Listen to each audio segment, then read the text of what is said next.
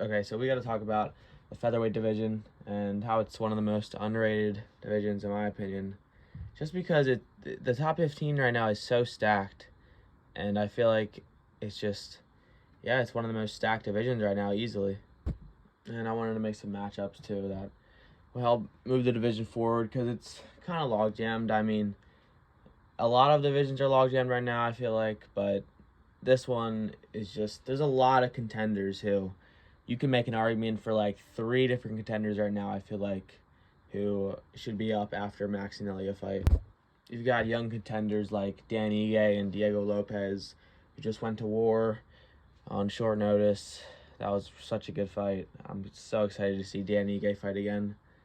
Hopefully it's not on short notice and he can actually get a win this time because he's ranked number 12, I think, or maybe even lower. So he definitely has a few wins to go to actually get into title contention. But Diego Lopez is right on the edge of it. He's right there. I'd say if he can win his upcoming matchup against Brian Ortega at the Sphere, then, God, that's close. I forgot it was at the Sphere. If he could win that, I feel like he could get a title shot off that, to be honest. But they may have him fight again. They probably will. Because I don't even think he's in the top 10 yet. He actually might be number 12. So I don't know. Rankings really don't matter, so I don't really like to look into that much. But, I mean, you do have to be in the top 15 to get some top 10 matchups at least. We also have multiple-time champion Aljamain Sterling taking on this new young scary Russian contender in Movsar Evlilev. This I feel like everyone's saying this is going to be a boring ass fight. I strongly disagree. I'm really excited for this fight. I think it could honestly end in a submission, or it could just be a 3-round grappling, high-level skill war. I mean, that sounds really cringe. I'm not trying to be a fake hardcore, guys, but I like high-level grappling. I do. Aljamain can stink it up sometimes. I just feel like he struggles. Like, he'll get a position and he'll just kind of hold it and not really move too much. And the fans do not like that, but he's working towards something while he's doing that. He's working towards a position change. He's just looking for an opening. But I get the Aljo hate. I do. His title run's very Mickey Mouse-esque. And he's definitely not the bantamweight GOAT. I feel like a lot of people say that now. I don't even think he's number 2. But yeah, I don't know if that's a hot take. And if I had to pick, actually, I'm probably going to go Movsar to get this either a submission or decision win. Oh, what am I saying? How am I going to predict Movsar to finish a fight? It's going to be a decision. Let's be real, guys. I'm just saying submission, so if it happens, I can say I called it. But yeah, Movsar, I feel like, is just quicker. He's probably a little stronger, a little bigger than Aljo, even though Aljo he was a very big bantamweight, so he's not a small featherweight at all. But Movsar is huge. I don't know how these guys be cutting down like this. It's crazy. But yeah, I think Movsar will just control Aljo more. He'll get the better of the grappling slightly. Maybe not the jiu-jitsu, but definitely the wrestling. He has such good wrestling. It's actually really good, fun to watch his takedowns sometimes. I low-key think he lost against Arnold Allen, especially since the knee that everyone said was illegal, that Allen landed, was not illegal. He landed it at the perfect time, skillfully, where he came up. He stopped bearing weight on his lead hand, and it came up off the ground, and then he landed the knee. It was legal, so I feel like Allen could have won that. But yeah, Movsar, I feel like we'll get it done. Aljo he's not gonna outstrike him and hurt him. I feel like that could never happen with Aljo, and when it comes to who's gonna get the better of the positions, it's gonna be the new, younger, faster guy. So I'm gonna go Movsar. We also got the old crafty vets sitting at. Honestly, they're camping in their ranking spots way too much. Even though rankings don't matter, they still should be accurate. Okay, that's why they don't matter, because they're not fucking accurate. But you got Ortega, I think, at 3 or 4 at a mixer match. Yeah, Yair and him at 3 or 4, I think. I don't know. It's just Yair, and maybe not Yair deserves a spot, but Ortega should not be this high ranked.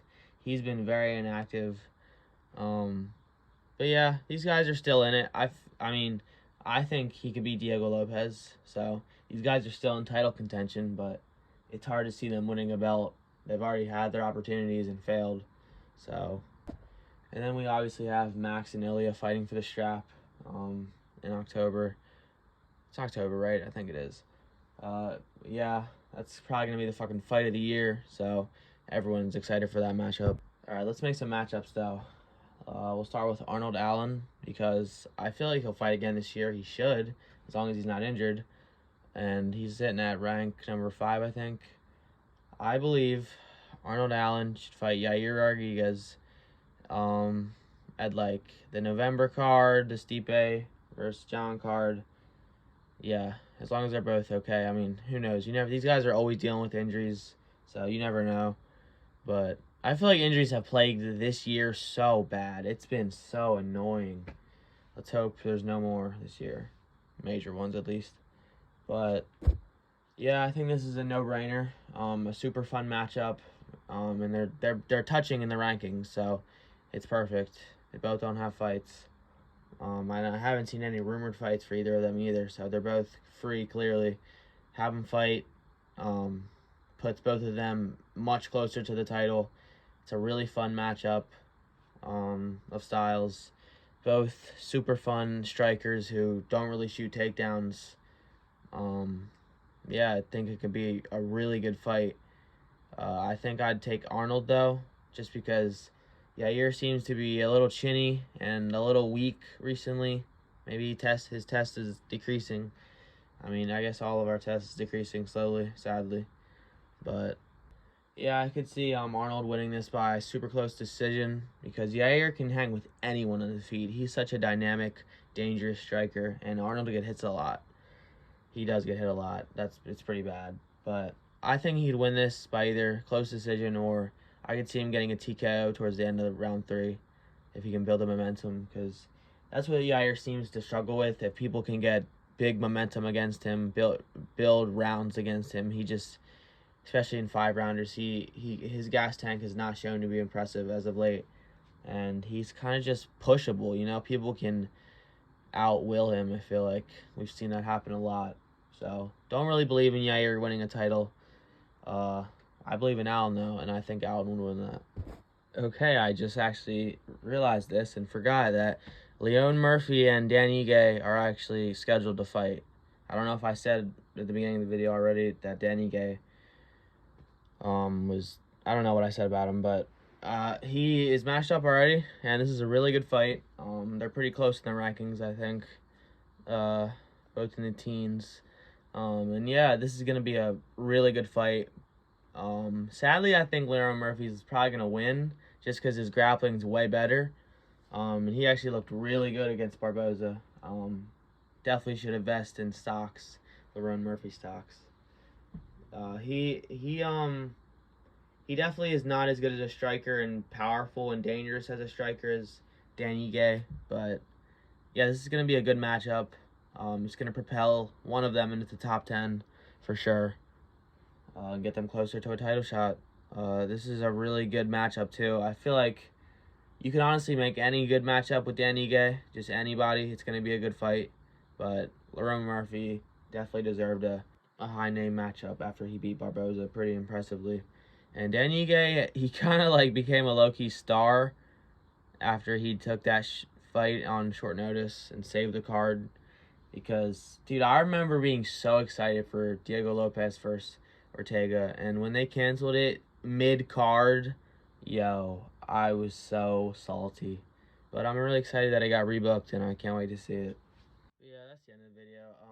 I'm recording this at like 4 a.m. because I woke up and I just want to record a video every day, so that's what I'm doing. Hope you guys enjoyed it. Yeah, this division is super underrated, I feel like. It's super stacked, and like it's just, I feel like it's better than middleweight, light heavyweight, heavyweight, Yeah, it's better than most divisions. It's probably not better than welterweight and lightweight. It might be better than lightweight. Lightweight's kind of overrated, I feel like. No, it's definitely overrated because a lot of people think lightweight's the best division. It's not. I think it's welterweight and then probably maybe bantamweight, then featherweight, but it's still top 3, I think, which I feel like a lot of people would. I feel like people say it's overrated, some people, but I think it's underrated. There's just so many fun fighters in it. Compared to, like, if you look like flyweight, like it's rare to find such fun and charismatic fighters, but there's a lot at featherweight.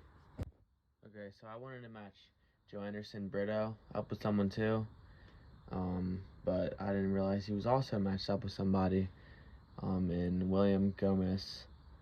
But I think Joe Anderson Brito is gonna get this done by finish. He's super good. He's so fun to watch too. He's a really good striker, really good finisher. He can sub people too. Good jiu-jitsu. Yeah, featherweight's super fun right now, man. So many guys coming up. Like, this guy's right on the edge of a ranking spot. I don't know if he'll get ranked off this. Probably not, because William Gomez, I don't even know who he is, to be honest. Maybe I should. Probably should, but yeah, I think it'll be a really fun fight. And yeah, he'll probably get a pretty good matchup after this one. Yeah, there's really not many other matchups to make, to be honest. I looked at the listings of the athletes. I don't know, man. It's just like, it's too, like, broad to make some matchups, I realized. So I'll only end up making like 1 or 2 in this video, but I still wanted to talk about this division overall and the matchups coming up. Comment some video ideas, because honestly, if there's no card this week, which I know that's rare, but I have no idea what the fuck to talk about. And I don't really want to do any tier lists. That's just kind of boring. So, just discussion video ideas. But yeah, I'll see you guys in the next one.